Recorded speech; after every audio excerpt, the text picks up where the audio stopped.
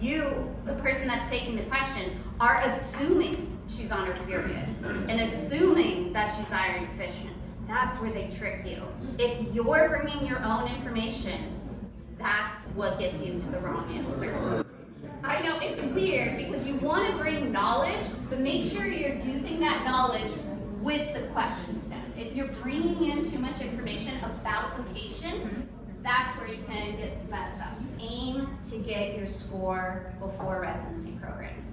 I work with medical students. This past year, I've had individuals who took Step 2 at the beginning of September, submitted their application at the end of September. October 1st came back and they failed.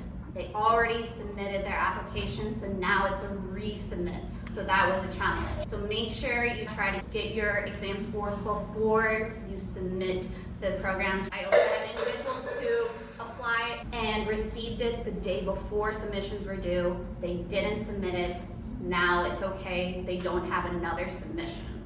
They are still applying next year for the first time. Clerkship studying is different than Step 1 or Step 2 studying. Prioritize UWorld. Prioritize questions and NBME exams.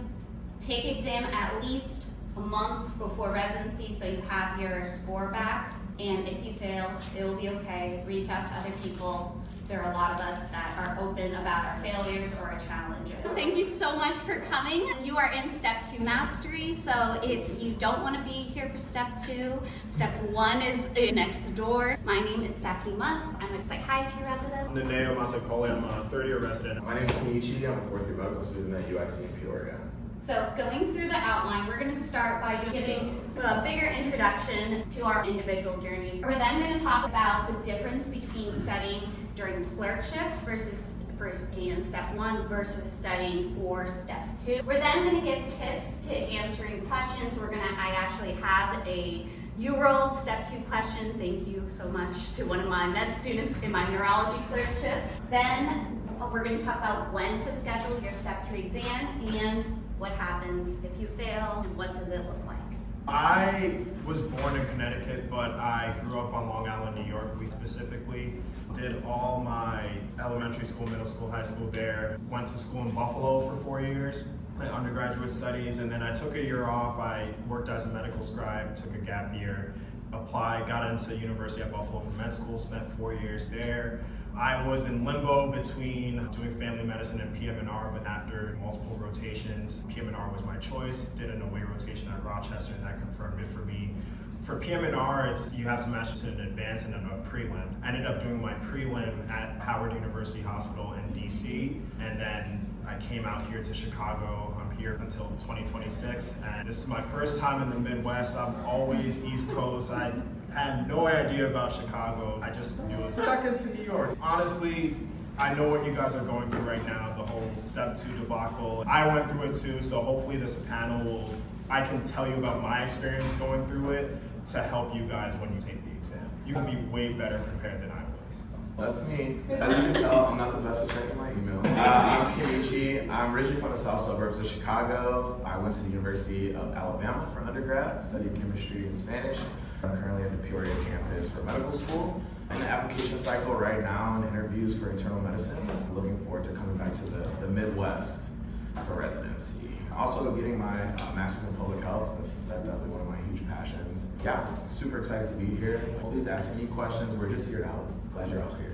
My name is Stephanie. I'm a PGY1. I graduated, I guess we're going to undergrad, University of Colorado in Boulder.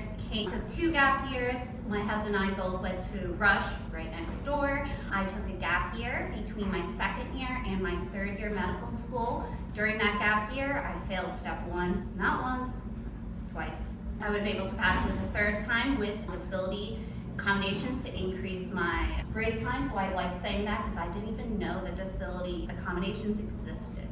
I'd like to put that out there as an option, especially if you're struggling and over and over like I did. I was able to go back for a third year, finish all my clinicals. Step 2, I did much better than I expected. And I applied last year, and I'm in psychiatry, Rosalind Franklin, just like an hour from here. Yeah, that's me.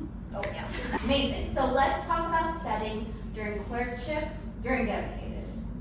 what is the difference between, I know this was hard, like during second year of med school, you're like, should I study for my blocks? Should I study for step 1? This is different. Most of you are already studying and already in clerkships. So clerkship, that's the time you should focus on learning the material for STEP. I recommend you do tutor mode for UWorld. That is the most helpful because you can spend time actually learning the information. You also want to do the things that you're actively in. If you're in pediatrics, do the pediatrics. If you're internal medicine, do family, ambulatory, and there's 3, so you most likely won't get up through all of them. Surgery, do surgery. Also, there's NBME practice exams on the actual clerkship blocks, which not everyone knows about those. But that is clerkships. So do you want to provide any additional tips? Are you guys all 30 years? I just want to, okay. I agree with basically everything there. You're in a specific clerkship, whether it's UWorld or AMBOSS, I recommend getting as many question banks as possible. I thought AMBOSS, if I remember, their library was really good on giving you information about specific topics you may be weak on or it's not really covered in first aid as well. So I would do those subject questions and then gathering all the NBMEs for those subjects and doing them before your shelf exam. I know you have to pay for them, but I know some people may have links. Let's be honest. And sometimes the school provides you for free, especially if you have a mentor, a URM. Sometimes they just provide codes, but you have to ask. Yeah. So do as many questions as possible, and yeah, you can. Yeah, I just want to echo that. I don't really have anything additional to say. I would say that transitioning from the phase 1 to phase 2 curriculum, it's a jump for sure, but I think that shifting our focus from using questions as an assessment to a learning tool. And you have to shift your mentality. I'm learning from this. It's okay to get it wrong once, it's okay to get it wrong twice, it's okay to get it wrong 3 times, but you're not going to get that same question wrong the 4th time, right? And so it's questions at the end of the day. I hate telling people to learn to the test, but at the end of the day, you gotta pass the test, right? The test writer's job is to screw you over, unfortunately, but you gotta screw them back. It's time after time, they're like, I'm seeing this vignette, I've seen this before, there's something weird about that, and like the second time you'd be like, and then the third time, I know exactly what's going on here. I know what the little trick is, I know what the little buzzword is, I know what they're trying to do, and like that's what it's about. So I definitely agree. Questions, if you can get them from multiple angles, get AMBOSS, get UWorld, the worst they can say is no. So definitely ask for the resources available for you. Get your 40% at the beginning, that's cool, get a 35. But you're not going to get that, and it's okay. It's discouraging because who wants to get a 40%? We're high achieving individuals, and that may not be used to that, but it's okay. You're not going to stay there. Just accept that, use it as a learning tool, and be like, hey, I've never even seen this, I ain't never heard of that, and it's okay. The more exposure you have, the more you're primed to succeed in that level. And going on to the percentages, just make sure you know that that's weighted after multiple times. If you get a 40% in this block, 61% was the average. Multiple people took that multiple times. Reset their bank and try it again. So don't be bogged down. A lot of people are getting 40% the first time or 35% or whatever it is, but when you take it a second time, you're getting it right. Or even if you do get it wrong, bettering yourself. So. Okay, so now let's shift over to dedicated. Now, I do want to put out there that not all schools provide a dedicated. With that in mind, you are in charge of deciding when you're going to take the exam. A dedicated period looks different than step 1 and looks different from every person because you're not necessarily given a set time, just like M1 or M2. So this is where you want to now turn off tutor mode and practice questions timed, just like they are in the exam. If there are 40 questions at a time in an hour, that's how you practice. The more times you practice questions, then it just becomes physically and mentally easier to sit down and do them. So 40 questions, then review. With my experience for dedicated, I was part of the cohort where we had step 1 graded. It was a different curriculum, and then we go through the whole third year. I ended third year around June, so I only had 4 weeks to study for step 2. Basically how I did dedicated was I did 120 questions, 3 blocks, every day for 4 weeks. I would do 40 questions in 60 minutes, take a 5-minute break like on the real exam, then I'll do it again. Then I'll take a 5-minute break and then I'll do it again. And not even caring about my percentage, or hopefully by that point, after going through all the clerkships, your percentage is somewhat high. I would spend the rest of my day going over those questions, taking my time to see why the answer was right, why it was wrong. And then after that, that'll take 3 hours to do the questions, 3 to 4 hours to go over the questions. And then for the rest of my time, I'll either do Anki or the topics that I'm weak on that I got the questions wrong on. That's what I would recommend, because you want to put yourself in a perspective in test-taking mode from the jump, so you get all those jitters out in the beginning. A lot of people like to do tutor mode throughout, but when they get to the real exam, time is a factor. And then once one block is over and you're like, oh, I didn't really finish on time, then your head is already messed up and it just affects you for the rest of the exam. So just getting that time mode during dedicated is definitely important. I think like practicing how you play is crucial, because half of STEP is confidence. You can know all the material, but if you have a panic attack on that test, you will not do well, right?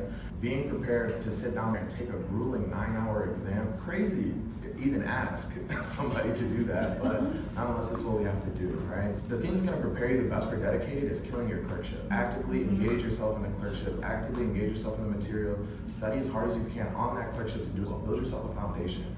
When I went to Step 2, based on my Clerkships exams, I knew what my weak points was. I'm an IM guy, surgery and OB wrecked me, okay? And so I knew out the gate where I needed to hit the hardest, but the practice exams and the MBMEs, use those as a tool. There's like fantastic ways that you can analyze your weak points and you hit those hard. That's the quickest way to make improvements, and it's uncomfortable, because who doesn't want to focus on something they know, and like after getting 335s in a row, get actually a good score on something they've been studying for a while.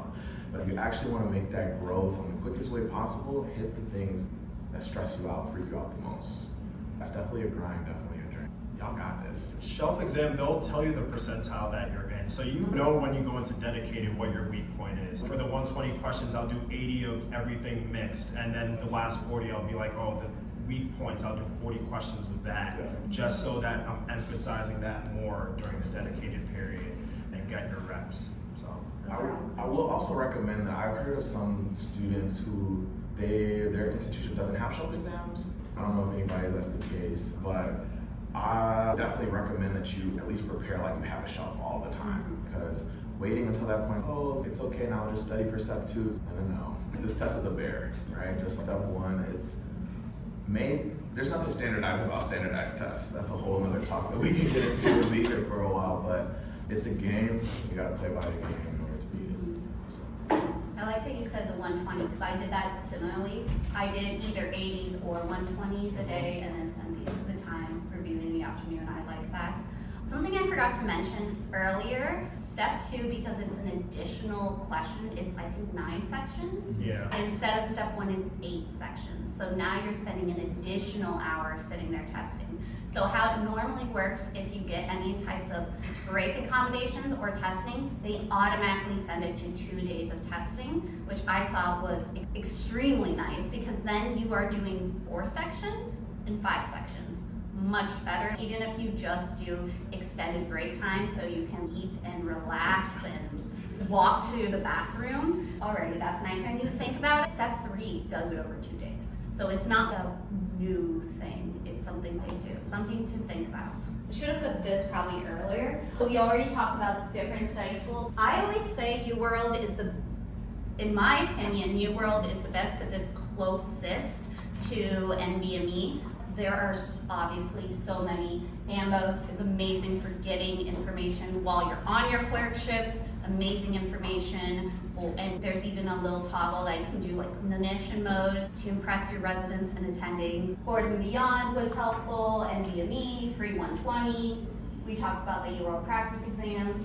Flashcards, you mentioned Anki. Is there any other? Anki, not everyone is an Anki person. I personally used Anki since first year of med school, and it helped me memorize. I need constant repetition to memorize things. There's one thing that was key for me, and I wish I used it from my first year of med school, Divine Intervention. His podcasts are incredible. If I used that from the beginning, I probably would have done way better on my STEP exams. It has on his website a Google Drive or an Excel sheet of the specific episodes of topics. I would go through all of them, whether it's like 1 to 2 per day and just listening on a car ride or before you go to bed. He goes through the high yield topics and he'll give you a question in so many different ways on basically on how the exam would be.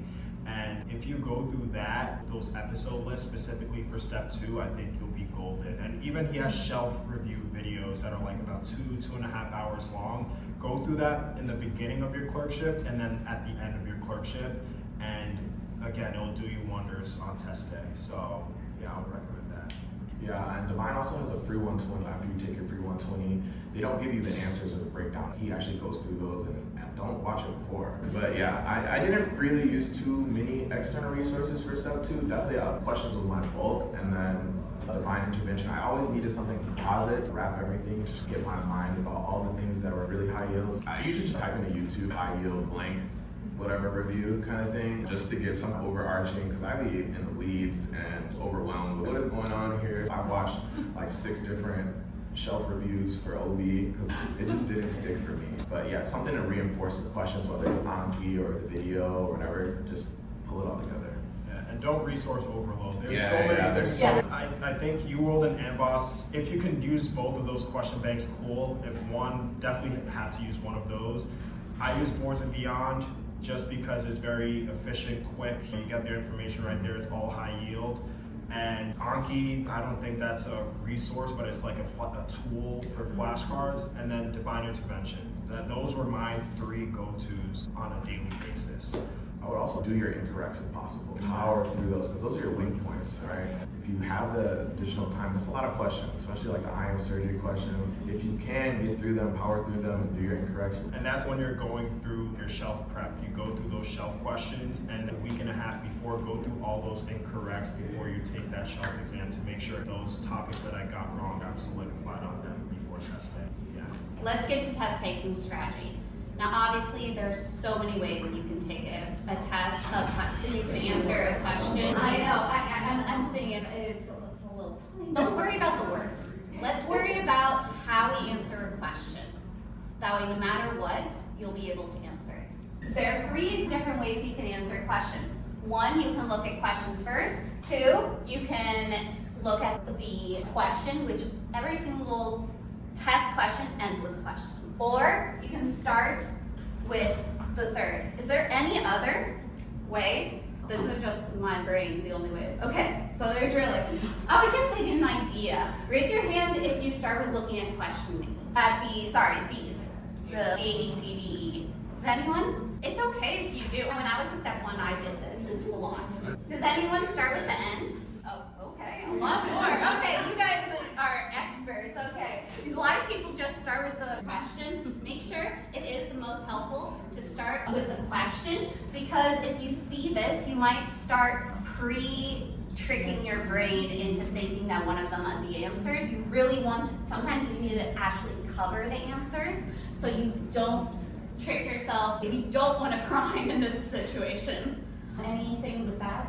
Oh no. Okay. I look at the question first, and then you can either look at the answer choices or then just start reading. Raise your hand if you highlight.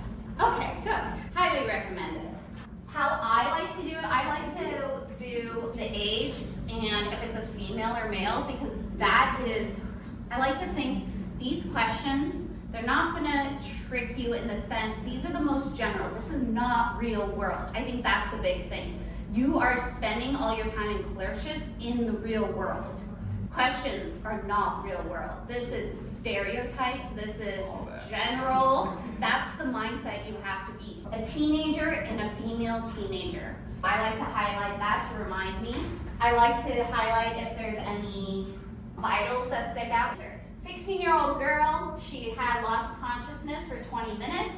Her mother heard her fell. Few minutes, she woke up. She went to the emergency room. She recently broke up with her boyfriend. There's stress at school, normal vibe. She is confused, drowsy and confused. Now that she's in the ED, it's been 20 minutes. Now she's alert and answers questions. She didn't hit her head, pupils are normal.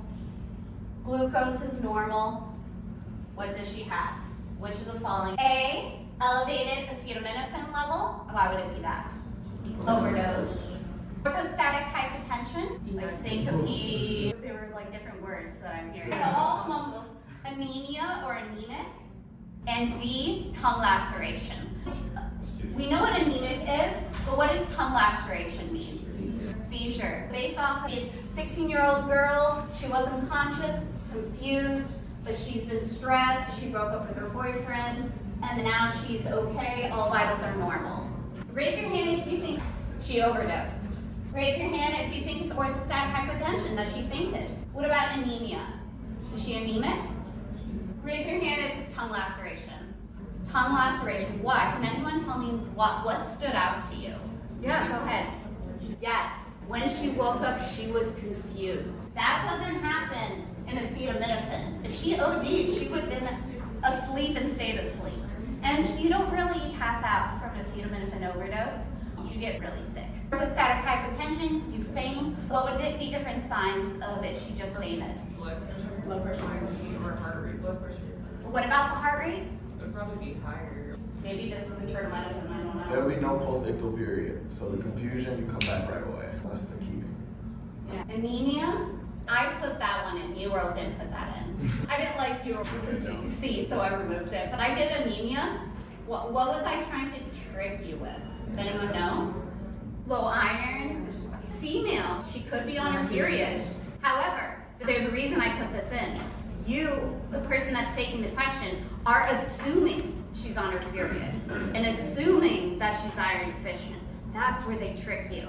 If you're bringing your own information, that's what gets you to the wrong answer. I know it's weird because you want to bring knowledge, but make sure you're using that knowledge with the question stem. If you're bringing in too much information about the patient, that's where you can get messed up. Any additional? Yeah. The only other thing that I'll say about these kind of questions is the new move for Step 2 is towards chart-based questions. I don't know if you have seen those where it's family history, social history, vitals laid out. Sometimes it's easier to scan those documents because it may be a question about family history or something. You can go directly to that. When I took Step, 2/3 of it was the chart-based question, not like an actual paragraph. So they still have a bunch of these as well, but as you take the higher numbered MBME exams and stuff, a lot of those are geared towards reading a chart, actual practice of medicine. Make sure you're getting some practice in that. Make sure you know normal lab values. It'll make your life easier in a sense. What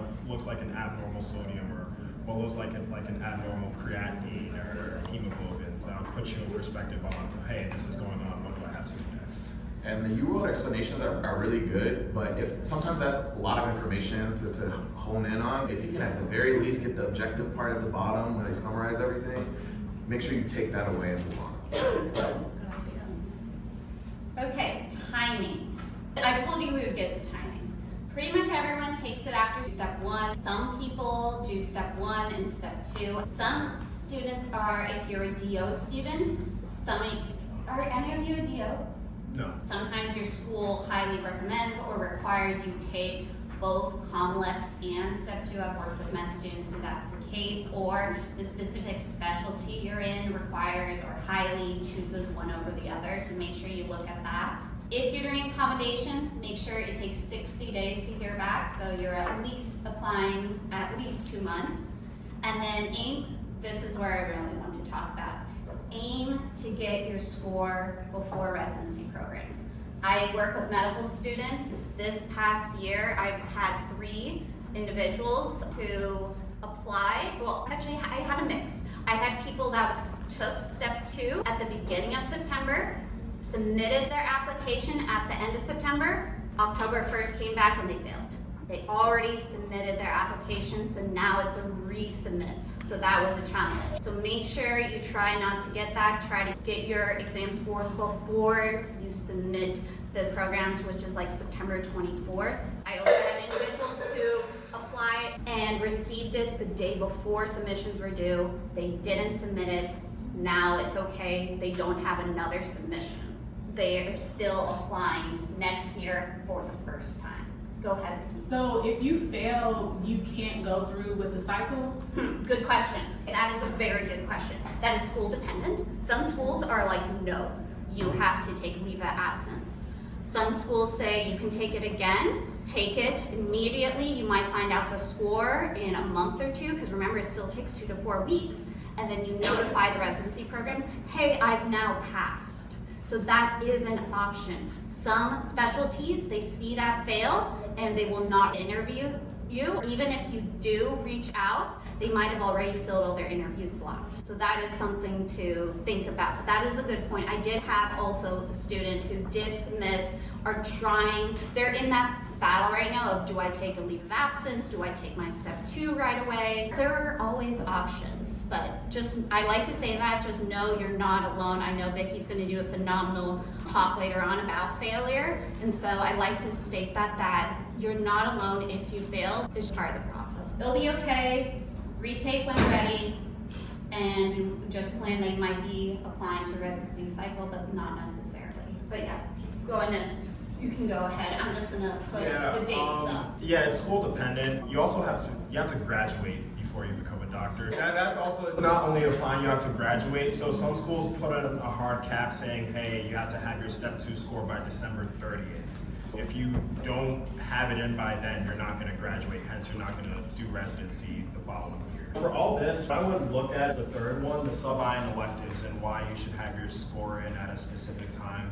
There are certain specialties where you don't have to do a sub-I at another place. There some are. Orthopedic surgery, emergency medicine, there's a lot of specialties. I would personally recommend getting that score before you start those sub-Is. The reason why I say that is you can be full on about that sub-I versus also thinking about taking an exam while doing that sub-I. Because at the sub-I, you want to get a letter of recommendation. If it's at a place where you think about put on your best effort, give your 100%. If you're giving 75% effort because you also have to study for an exam, it's very hard to make an impression on the program director, the residents at the program. I told you about my experience. We ended in June. I took 4 weeks to study. I took my exam in July and then my sub-I was in August. But it actually worked out perfectly for me. I don't know how UIC is or wherever you guys are coming from. When you guys end in June?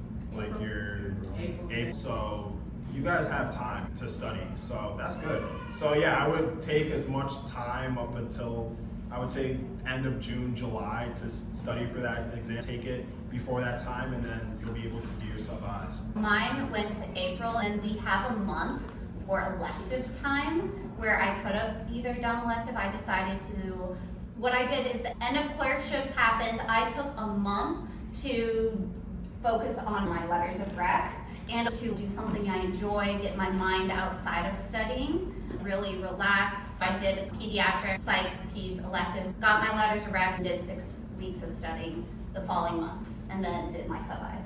And I dual applied to family and psych, so I had to do a sub-I in psych and a sub-I in family. Okay, summary. Clerkship studying is different than step 1 or step 2 studying. Prioritize UWorld. Prioritize questions and NBME exams. Take exam at least a month before residency so you have your score back. And if you fail, it will be okay. Reach out to other people. There are a lot of us that are open about our failures or our challenges, and we can help. Any quick summaries? Y'all got this. Question? Quick questions. So you guys spoke like doing 120 questions a day. Did you guys refresh your UWorld? Yes, so when you're doing your clerkships, you're going through UWorld during that time and maybe AMBOSS at the same time. Once you start your dedicated period, reset the whole question bank and start from scratch. What I would recommend, personally I like working with people, try and find one person to study with. UWorld has a great tool where you do the same exact questions as your partner. You can put in a test ID and that person just copies that same test ID and you literally could do that same exact question bank at the same time and then you guys can go over it together. That's how I studied with someone else, like that 3-4 week period, and we held each other accountable during that time. And it makes it 10 times easier going through dedicated. Dedicated sucks. If you can have it suck with someone else, it's less sucky. Yeah. Everybody's expertise is a little bit different. So if somebody else is like, hey, I get that, but can you explain that to me? Their explanation is going to be way better than the book or whatever. Use someone else's shortcuts. You don't have to recreate the wheel. With step one being pass-fail now, do you feel as though 4 weeks for step two is enough time? Have you seen people take more time, less time? in It your experience? varies. It varies. It also depends on your specialty, Yeah. to be completely honest. It's gonna take someone a little bit quicker to get, to a less competitive specialty number than dermatology or ortho. If that's your goal, then if you're not where you're comfortable, then don't take it. People take 4, I took 6, people take 8, people take 10. Whatever you need to do it. Think about what you did on step 1, and remember you've been doing this for a year. You've been studying for a year. I gave myself 8 weeks, and after 6 weeks, I'm like, I am so done with this. I'm just gonna take it, and I'm so glad I did. Your foundation for step 1 prepares you for your 3rd year and beyond, I would honestly say. If you built a solid foundation throughout your first 2 years of med school, step 2 shouldn't be a problem for you. Any other last questions? We don't have a lot of time. I have Docs with Disabilities is a great resource. I have information on my website and on my podcast, Life as a Patient Doctor, with how to apply for accommodations and different tips. But yes, you have to reapply. It's much easier if you ask for the exact same accommodations. Thank you so much for joining.